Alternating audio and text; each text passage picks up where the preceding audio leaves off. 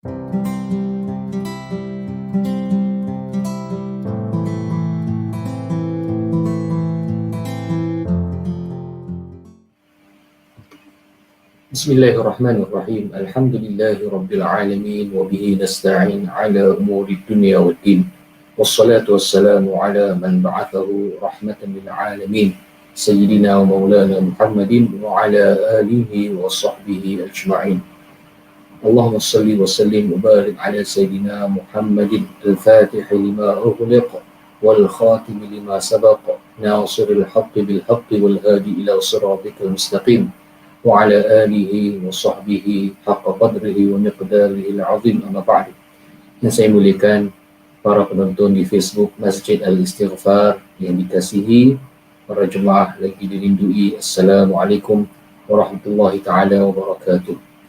Alhamdulillah, syukur kita pada Allah Subhanahu wa ta'ala yang masih lagi panjangkan umur kita sehingga saat ini untuk kita bertemu pada ruang di Facebook online, dan kita dapat peluang untuk melakukan kebaikan, memperbaiki keadaan kita, situasi kita, dan mudah-mudahan dengan panjangnya umur kita bertambahlah ketaatan kita, semakin dekat dengan Allah Subhanahu wa taala insya-Allah. Dan saya mohon pada Allah agar dipermudahkan segala urusan kita, amin ya rabbal alamin. Baik, alhamdulillah, pada hari ini tazkirah ringkas berkenaan dengan Nabi SAW dengan hashtag Masjid Istighfar. Temanya adalah hashtag Selawat for Life. Selawat for Life, di mana kami ingin mengajak anda sekalian untuk sama-sama kita memperbiasakan lidah kita dengan dibasahi dengan selawat ke atas Nabi Muhammad SAW. Semoga dengan selawat mengundang banyak keberkatan dalam kehidupan kita. Semoga dengan selawat ke atas Nabi dapat menjadikan jiwa, hati, minda kita tenteram.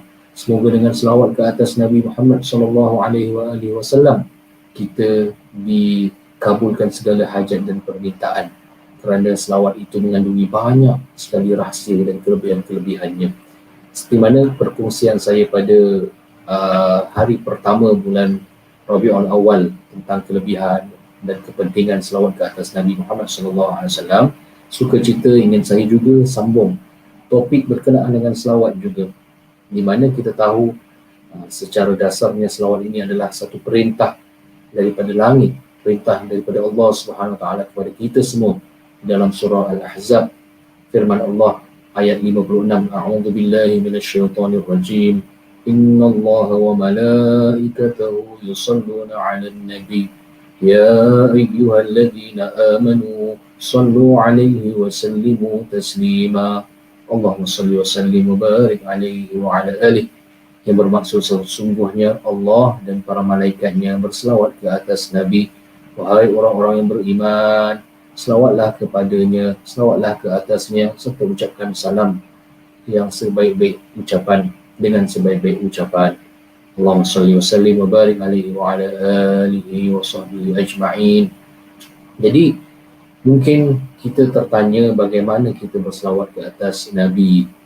Di sini pernah seorang sahabat bertanya kepada Nabi, "Kaifa nusalli 'alaika?" Wahai Rasulullah, bagaimana kami berselawat ke atasmu?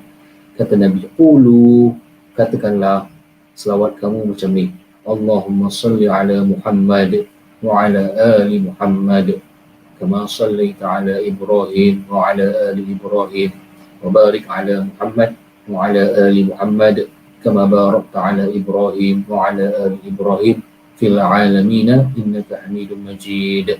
Inilah rangkap selawat yang paling afdal, iaitu selawat yang dipanggil sebagai selawat Ibrahimiyah.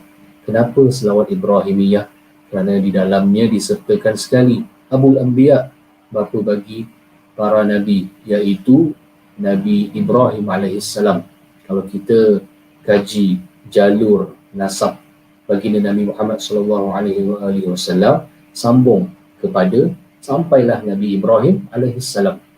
Sayyidina Muhammad bin Abdullah bin Abdul Muttalib bin Hashim bin Abdul Muttalib bin Hashim bin Abdul Manaf bin Qusay bin Kilab, sampailah bin Adnan, dan sampai atas kali kita tengok jalur nasabnya sampai kepada Nabi Ismail dan Nabi Ibrahim alaihissalam. Jadi inilah lafaz ataupun sirah yang diajarkan kepada kita semua, lafaz selawat yang afdal, iaitu selawat Ibrahimiyah yang ditanyakan oleh para sahabat.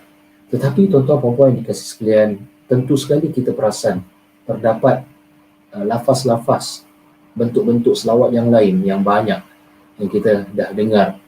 Saya yakin mesti ada yang dah dengar selawat-selawat yang banyak. Contohnya selawat Asy-Syifa, selawat Munjiyah, selawat Al-Fatih, selawat Nariyah, jadi selawat Badariyah. Ini ada banyak-banyak selawat ni. Macam mana Ustaz? Apakah boleh kita selawat dengan rangkap-rangkap yang lain tadi tu, selain daripada apa yang diajarkan oleh baginda Nabi sallallahu alaihi wasallam? Nah, di sini saya ingin kongsikan sedikit tentang hukum lah. Yang pertama, ulama bersepakat bahawa paling kurang lafaz selawat yang diterima adalah Allahumma salli ala Muhammad, itu sahaja. Ya, boleh kan? Hanya berapa perkataan sahaja. Allahumma salli ala Muhammad. 4 sahaja perkataan. Ya Allah, wahai Tuhanku, selawatlah ke atas Nabi Muhammad. Itu je. Itu lafaz paling pendek yang boleh diterima. Ataupun sallallahu alaihi wasallam. Sebab itu, kalau setiap kali disebut nama Nabi Muhammad, hendaklah kita berselawat ke atasnya, sallallahu alaihi wasallam. Anda boleh cakap sallallahu alaihi wasallam ataupun Allahumma salli ala Muhammad. Ini yang paling ringkas yang boleh diterima selawat Nabi. Ya. Oleh kerana ulama bersepakat bahawa itu adalah lafaz yang boleh diterima, sedangkan Nabi sallallahu alaihi wasallam itu ajarkan yang ditanya oleh seorang sahabat tadi, selawat Ibrahimiyah, tunjukkan di situ ada juga lafaz-lafaz lain yang diterima. Ya. Baik. Selawat ke atas Nabi dan ahli keluarganya. Kalau kita nak tambah ahli keluarganya, wa ala ali sayyidina Muhammad. Jadi Allahumma salli ala Muhammad wa ala ali Muhammad. Ya Allah, selawatlah ke atas Muhammad dan ke atas keluarga Muhammad sallallahu alaihi wasallam. Keluarga Nabi Muhammad ni siapa? Ahli baitnya lah. Ahli baitnya siapa? Ahli baitnya adalah isteri-isteri baginda, anak-anak baginda, menantu baginda. Kalau kita nak perluaskan skop, kerana perkataan istilah Ahlul Bait ni ada banyak pendapat ulama. Dia bukan satu sahaja. Ada sampai ulama memperluaskan istilah Ahlul Bait ni adalah ummah Muhammad sallallahu alaihi wasallam. Subhanallah.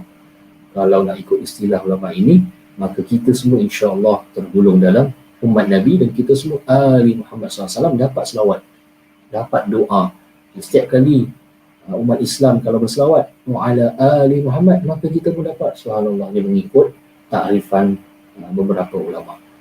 Takrifan yang kita tahu, yang popular, yang masyhur adalah ali Muhammad sallallahu alaihi wasallam adalah mereka yang terdiri daripada di kalangan ahli keluarga, kaum kerabat Nabi Muhammad sallallahu alaihi wasallam, termasuklah isteri-isteri baginda, iaitu Ummahatul Mukminin.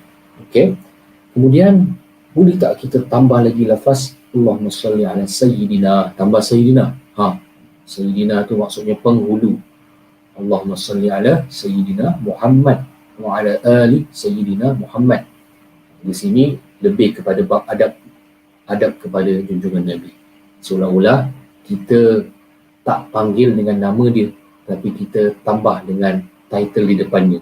Kerana Rasulullah memang diberikan gelaran Sayyid.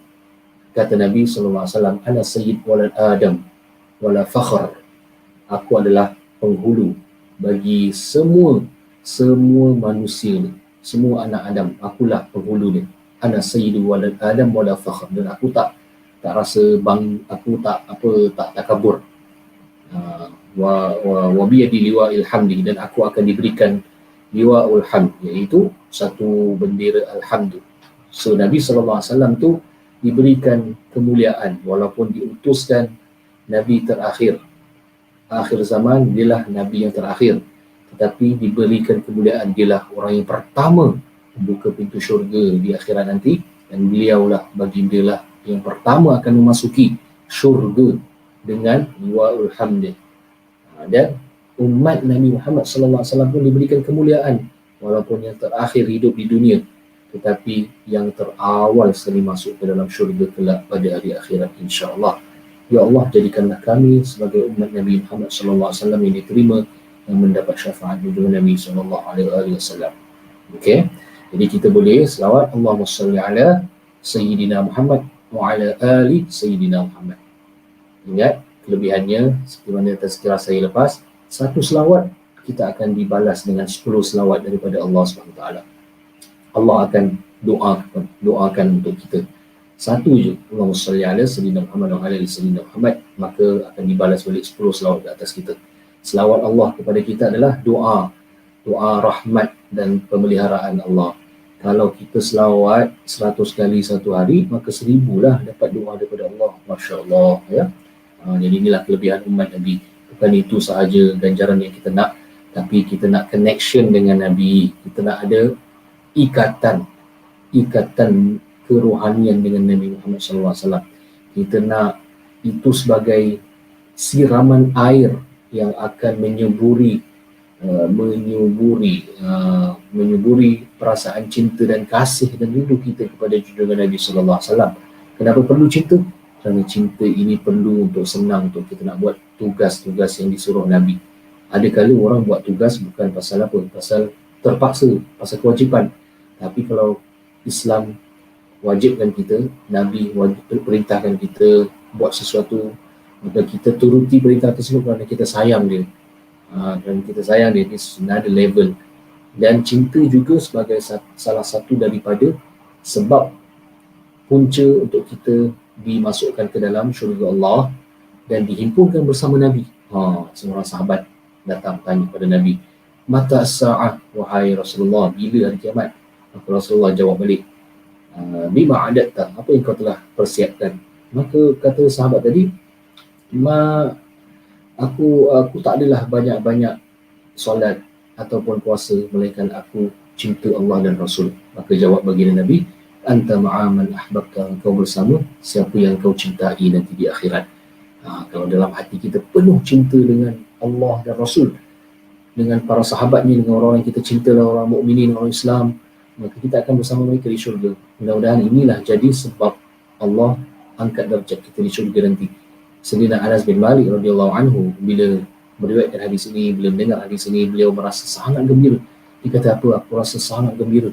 Dan mulai pada hari ini aku pastikan aku akan bersama Rasulullah, aku bersama Sayyidina Abu Bakar, bersama Sayyidina Umar di dalam syurga.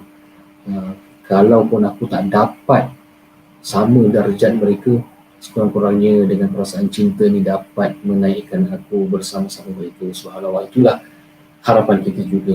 Kita bukanlah ini, tengok sahabat Nabi Sayyidina Anas bin Malik berbanding dengan kita yang lagilah jauh antara langit dan bumi.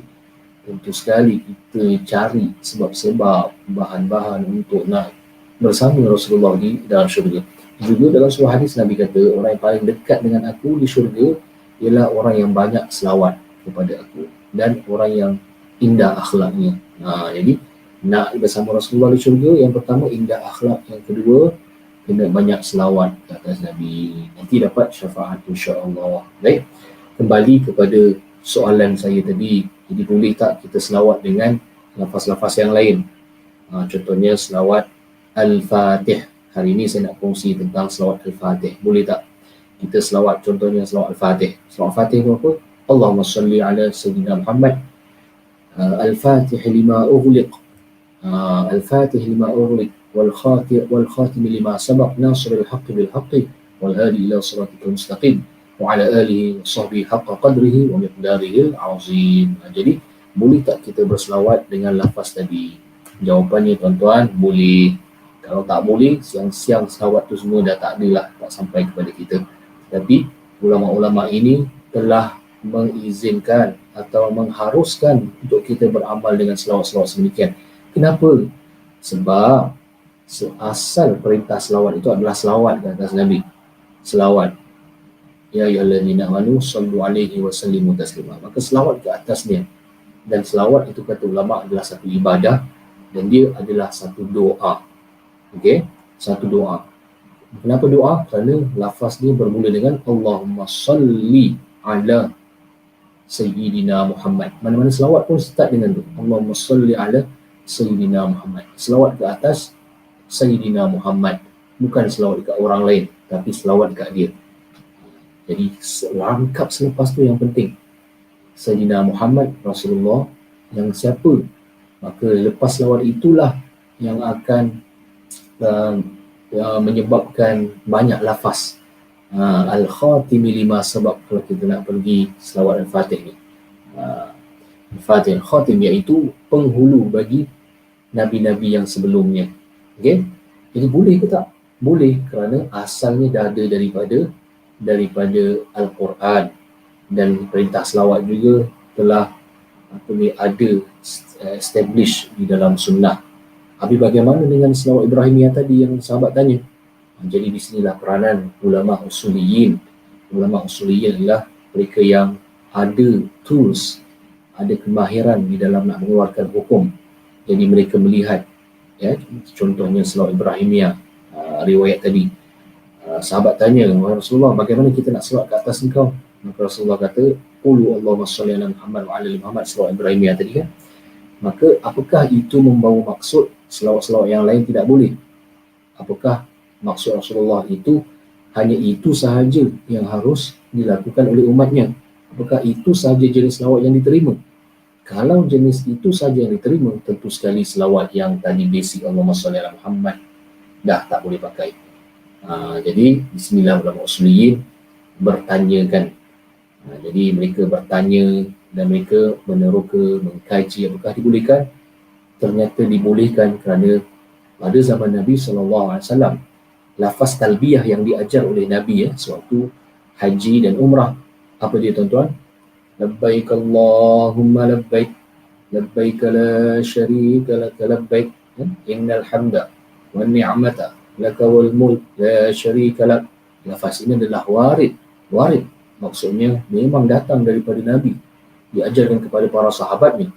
Tetapi tuan-tuan puan-puan yang dikasih sekalian, di sini juga dalam riwayat Muslim, dan memang dilakukan sendiri oleh seorang sahabat, Ibn Umar radhiyallahu anhu, dan di hadapan baginda Nabi, talbiyah tu ditambah. Kadang-kadang di-create sesuatu yang baru yang tidak diajarkan oleh Nabi. Nabi ajar dari labbaik Allahumma labbaik, labbaik la syarika lak labbaik, innal hamda wan ni'mata laka wal mulk la syarika lak. Tetapi diriwayatkan dalam Muslim, Ibn Umar radhiyallahu anhu dia talbiyah dengan ditambah, selain daripada lafaz tadi, ditambah labbaika wa sa'daika wal khaira biyadaika war rughba ilaika wal amal. Ditambah lagi. Maka Rasulullah tidak menyanggahinya. Kalau salah, Rasulullah dah tegur, kenapa engkau ni tambah-tambah? Aku tak ajar lafaz ini. Tetapi macam mana boleh lafaz ini terima? Kerana lafaz ini dalam lingkungan tauhid, sedang mengagungkan Allah Subhanahu Wa Taala. Jadi dia tambah, dia extend apa yang diajarkan oleh Nabi, dia tambah extension of what Nabi dah ajar, dia tambah labbaika wa sa'daika wal khaira biyadaika war rughba ilaika wal amal. Ini semua memuji Allah Subhanahu Wa Taala. Kira bila Allah Subhanahu Wa Taala menjemput semua umat Islam untuk pergi haji, inilah jawapan kita kan, labbaika. Labbaika tu maknanya aku turuti atau aku sahut seruanmu Tuhan. So pujilah maksud Tuhan yang memberikan rezeki, Tuhan yang itu, Tuhan ni, semua tu mentauhidkan Allah Subhanahu Wa Taala. Bukan satu sahabat tuan, ada sahabat lain juga. Contohnya seperti Sayyidina Anas bin Malik radhiyallahu anhu. Itu juga riwayat daripada Sayyidina Anas bin Malik, dia tambah labbaika haqqan, labbaika hujjan haqqan ta'abbudan wa riqqan, labbaika hujjan haqqan ta'abbudan wa riqqan.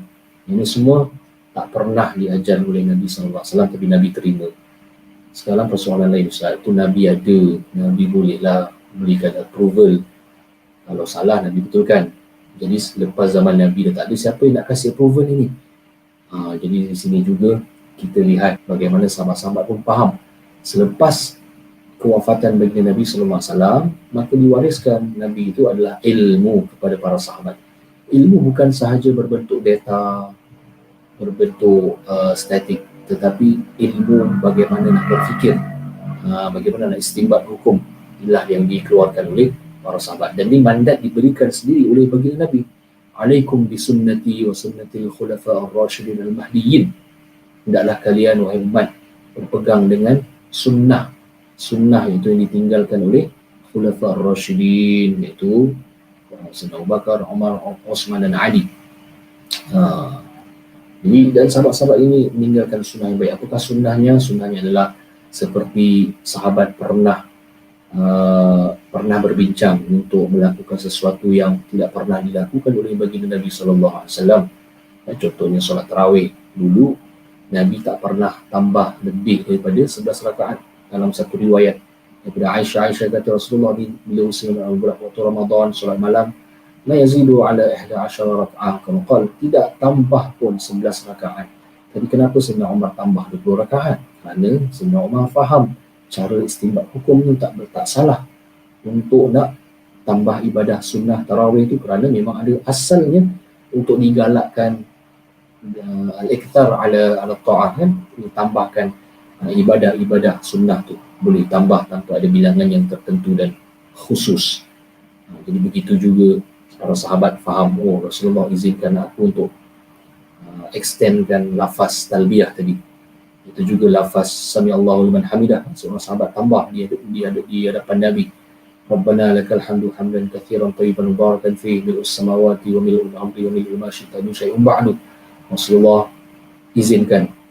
Itu juga Sayyidina Bilal bin Rabah, yang di mana Rasulullah tak ajarkan waktu tu solat sunat wuduk. Maka Bilal bin Rabah kata, aku setiap kali wuduk mesti aku solat apa sahaja solat yang ada untuk aku solat, sama ada solat sunat atau solat wajib. Maka ulama kata ni kemungkinan juga nama dia solat sunat wuduk. Ya, sebab tu ada istilah solat sunat wuduk. Maka Rasulullah kata, Bilal, inilah Bilal yang menyebabkan engkau ni dijamin tempat engkau di dalam syurga. Ya. Jadi tuan-tuan, balik kepada soalan kita, lafaz lawat ini bukanlah lafaz-lafaz yang direka suka-suka, tapi direka oleh para ulama kita dan diamalkan mereka. Rangkap yang mereka rangkapkan tentulah first sekali adalah Allahumma salli ala Sayyidina Muhammad. Allahumma salli ala Sayyidina Muhammad. Kemudian siapa? Al-Fatih lima ughliq. Okey, saya kongsikan di sini selawat Al-Fatih sebagai topik kita pada ni. 22 minit barulah sentuh topik. Jadi selawat Al-Fatih lah. Ini ada banyak lagi selawat, tapi saya pilih selawat Al-Fatih untuk perkongsian saya. Jadi selawat Al-Fatih ini sangat istimewa. Sebelum saya mulakan, saya nak kongsilah sejarahnya. Dikatakan selawat ini sampai kepada seorang alim, wali Allah, sampai darjah Al-Qutub lah, Sayyid Muhammad Syamsuddin bin Abdul Hasan Al-Bakri radhiyallahu anhu, yang dikatakan mendapat ilham kurniaan setelah bermunajat pada Allah SWT selama 18 tahun di Makkah.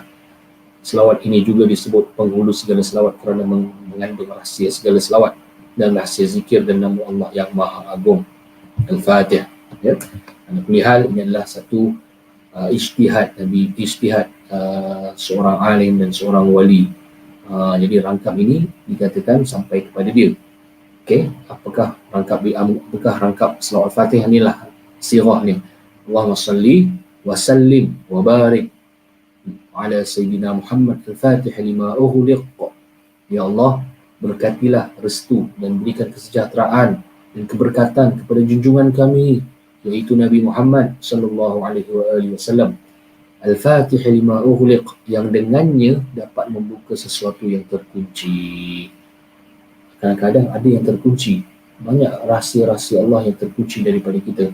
Rahsia Allah tu apa Ustaz? Ini bukan ajaib cerita apa-apa, tak, ilmu Allah lah, ilmu. Banyak ilmu Allah tu luas. Macam apa kunci dia? Kunci dia adalah ilmu juga. Kunci dia dengan apa? Kunci dengan taqwa. Wattaqullah wa yu'allimukumullah. Kunci dia dengan apa? Dengan selawat ini. Kunci dia dengan Sayyidina Muhammad, dengan kita berpegang dengan sunnah Nabi, cinta Nabi, maka Allah akan kurniakan pembukaan kepada kita. Kalau istilah para arifin, orang yang mengenali Allah, ataupun as-salikin, yang mencari Allah dalam jalan ini, adalah Al-Futuh. Jadi setiap pagi di madrasah-madrasah kita selalu baca Allah maftah alaina futuhal arifin, ya Allah bukakanlah kepada kami futuhal arifin, pembukaan di mana orang-orang al-arifin dapat. Al-arifin ni tahu tak, al-arifin ni adalah mereka yang mengenal Allah Subhanahu Wa Taala. Al-arifin, bila mereka mengenal Allah di kalangan wali-wali Allah, maka diberikan futuh. Futuh itu ialah pembukaan yang tidak dapat diberikan kepada orang-orang biasa yang tidak mencari Allah, tidak bermujahadah, tidak melawan nafsu dan sebagainya. Jadi kita minta Allah maftah alaina futuhal arifin wa faqihna fid din wa 'allimna at-ta'wil wa ahdina ila sawa'is sabil. Al-Fatih. Al-Fatih 5 huruf. Jadi kita minta ya Allah dengan selawat ini, bukakanlah apa-apa yang terkunci untuk aku, rezeki ke, ilmu ke, keberkatan ke, rahmat ke, apa sahajalah, rahsia ni banyak. Ini dalam Al-Quran Allah SWT kata apa? Walau anna ahlal qura amanu wattaqaw lafatahna alaihim barakatin minas sama. Lafatahna digunakan perkataan fataha, itu buka. Kata Allah SWT, kalaulah penduduk kampung semua ni ataupun penduduk bumi, lau anna ahlal qura amanu, beriman, wattaqaw, dan bertakwa pada Allah SWT. Dua syarat untuk kita nak dibukakan pintu langit. Yang pertama beriman, dan yang kedua takwa. Walau anna ahlul qura amanu wattaqaw lafatahna alaihim barakatin minas sama, maka akan dibukakan, akan kami, yakni Allah bukakan barakatin minas sama, bukan satu barakah tapi barakatin digunakan in plural form, banyak barakah minas sama, pintu-pintu langit, untuk dikurniakan keberkatan ke atas kita, kepada komuniti, kepada masyarakat. Masya Allah. Syaratnya apa? Iman dan takwa. Dan juga rahsianya juga, kuncinya adalah dengan berselawat melalui Nabi Muhammad SAW. Nampak hebat Ini bukan sembarang, ini memang betul. Dan Rasulullah tu memang pembuka bagi segala perkara yang dikunci. Jadi Rasulullah ni, kalau kita nak kongsikan dia punya syama'ilnya, Masya Allah, dengan fadailun Nabi, kelebihan-kelebihan Nabi ke atas Nabi-Nabi yang lain, banyak sangatlah hadis-hadis yang dikumpulkan, contohnya oleh Syekh Ismail An-Nabhani rahimahullah di dalam Fadailun Nabi, tak silap saya itulah kitabnya. Jadi contohnya Nabi itu diberikan ketakutan bagi musuh. Sebelum lagi lawan, musuh dah takut dah, kegerunan tu kepada Nabi. Ini banyak yang diberikan kepada Nabi yang tak diberikan kepada Nabi-Nabi yang lain. Itu maksud Al-Fatih 5 huruf. Maka even Rasulullah SAW pun diajak naik ke langit waktu Isra dan Mi'raj, dan bertemu dengan Allah, melihat dengan mata kasarnya melihat Allah yang tak pernah Nabi-Nabi yang lain pernah lihat. Paling dekat pun Nabi Musa AS. Tapi Nabi Musa pingsan. Jadi terus Nabi dapat keistimewaan ni, pembukaan ni. Yang betul lah Al-Fatihah 5 huruf. Jadi kita minta dengan keberkatan kedudukan Nabi ni, Nabi Muhammad SAW, maka dibukakan jugalah pembukaan yang baik kepada kita. Wal khatimi lima sabaq, dan Nabi ini sebagai pengakhir, menutup sesuatu yang terdahulu. Iaitu Nabi-Nabi sebelumnya, dia kan khatimul anbiya, penutup Nabi-Nabi.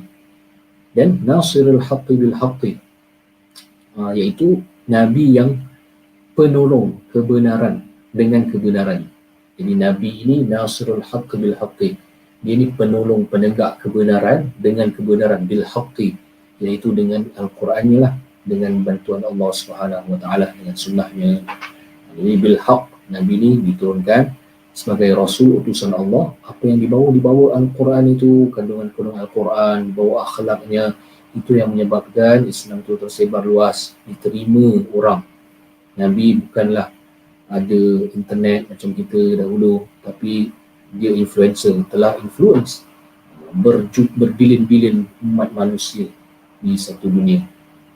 Walaupun ada yang tak beriman, tapi sekurang-kurangnya mereka acknowledge bahawa Nabi ini seorang yang baik. Ini nasirul haqq bil haqq. Begitu juga kita kenalah kedepankan Al-Quran dan Sunnah, menjunjungkan Quran dan Sunnah. kedua ini kalau kita nak berjaya dunia dan akhirat memanglah bil haq, dengan hak tu yang kita perjuangkan. Wal hadi ila siratikal mustaqim, dan Nabi SAW pun nama dia, salah satu nama dia adalah Al-Hadi. Nama Nabi ni dikatakan ada lebih 200 nama. Al-Hadi ni apa? Penunjuk jalan.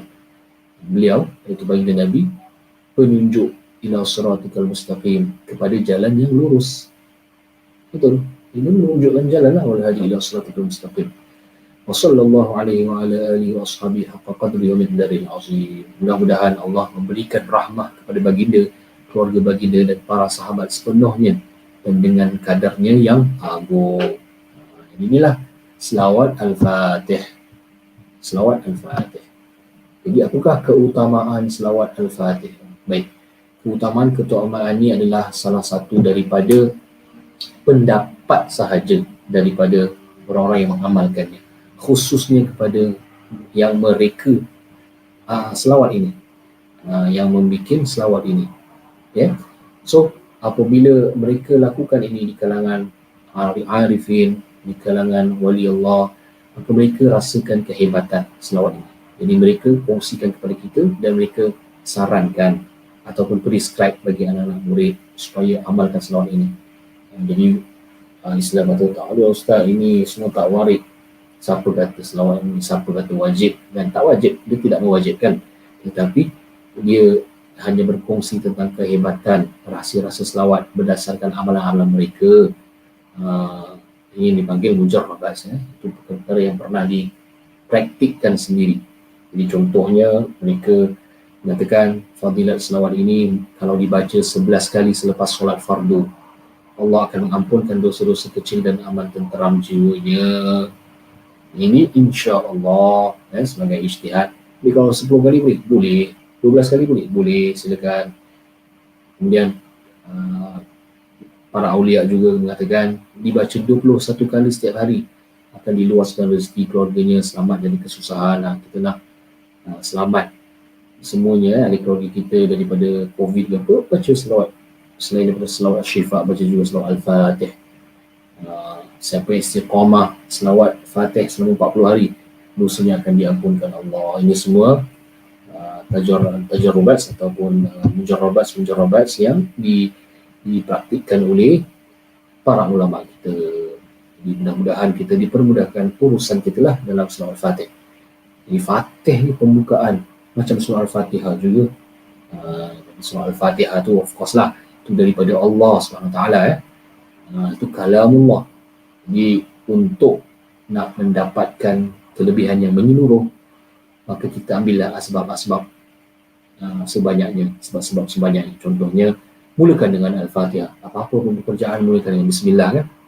Kata Nabi, kullu amrin tibalin la yubda' fihi bi bismillahirrahmanirrahim fa huwa aqta'. Aqala ajdam. Mana-mana urusan yang tak dimulai dengan Bismillahirrahmanirrahim, maka akan dipotong atau terputus. Apa yang terpotong Ustaz? Maksudnya terputus berkat, tak ada barakah.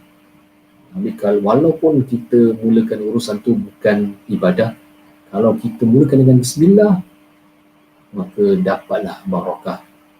Driving ke, naik motor ke, masak ke, buat baju ke, apa sajalah urusan kita, mulakan selalu dengan Bismillahirrahmanirrahim. Kemudian boleh dengan Al-Fatihah. Keberkatan rahsia surah Al-Fatihah. Al-Fatihah kan maknanya pembukaan. Lepas kita dah baca surah Al-Fatihah atau sebelumnya, kita niatkan ya Allah dengan keberkatan sebab surah Al-Fatihah yang sangat agung dan mulia ini, di mana engkau turunkannya daripada bawah arsy, maka aku ambil keberkatan, jadikan sebab ya Allah dengan kemuliaan keberkatan surah Al-Fatihah, kau bukakanlah pintu-pintu rezekimu ya Allah kepada aku.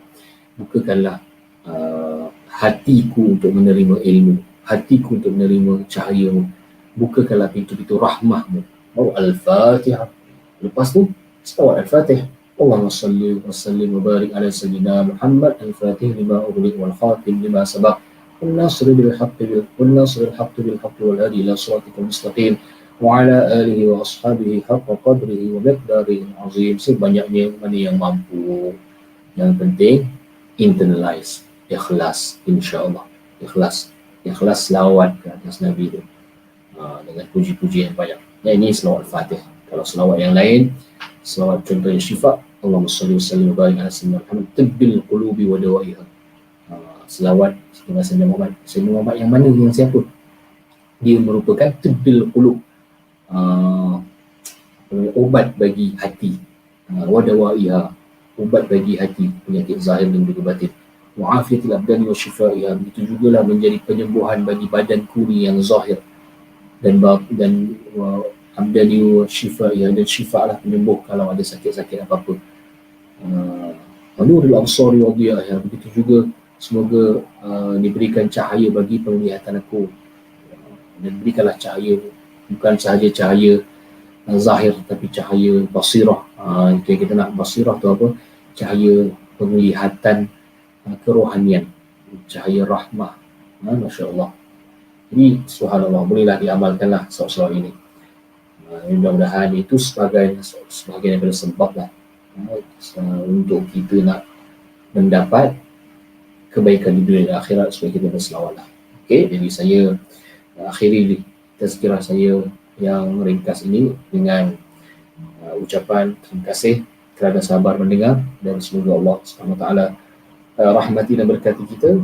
Jangan lupa untuk kongsikan video ini dan video-video baca istighfar maulid yang lain dengan hashtag selawat for life. Selawat for life. Ini bila-bila selawat. Macam tu. Allahumma salli wa sallim wa barik ala sayyidina Muhammad wa ala alihi wasallam.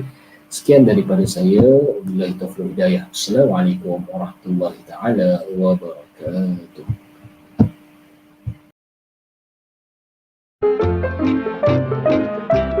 Puasa. Betul kita. Panas lah cuaca ni dia.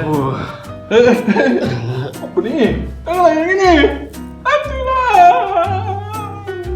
Innalillahi wa inna ilaihi raji'un. Mudah-mudahan pakcik sihat lah kalau macam situasi macam tu, kalau dia hitam sepanjang hari, dia dimaafkan lah. Dia kira puasa tu harus digantikan pada hari lain. Tapi kalau pakcik tu hitam sekejap je, dia sedar, insyaAllah dia boleh teruskan puasa. Jadi saya doakan semoga pakcik panjang umur, insyaAllah.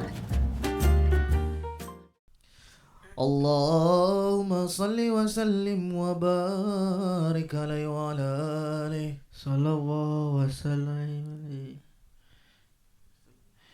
Ya Rasulullah,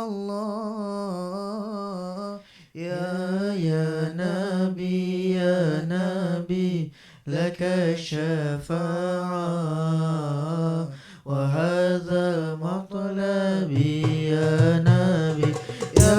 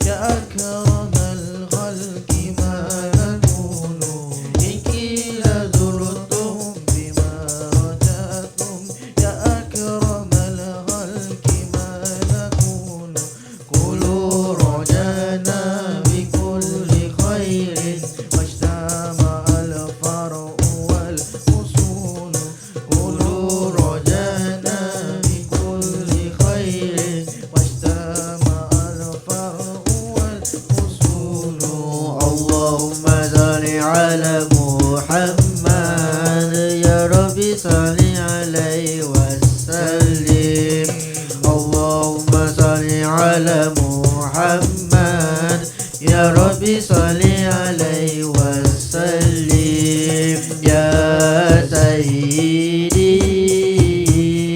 ya Rasulullah ya man lahu jahu indallah innal musiina qad ja'u li dhanbi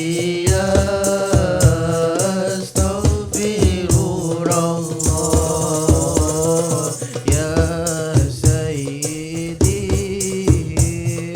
musli hadina ya bira ilaina al-an ya himmatan sadatil aqtab ma'adina sidqi wasili ya sayyidi ya Rasulullah ya man lahu jahu indallah innal musiina qad ja'u li dhanbi yastaghfirullah sidna nabi sidna nabi sidna nabi Allah Allah sidna nabi sidna nabi sidna nabi Allah sidna nabi sidna nabi sidna nabi Allah Allah Syekh Abdul Qadir Al-Jailani Habibin Nabi Syekh Abdul Qadir Al-Jailani Habibin Nabi ya Imam Rusli ya sanadi Allah anta babullah tamadi di dunia ya wa akhirati ya Rasulullah khudh biyadi qasaman bin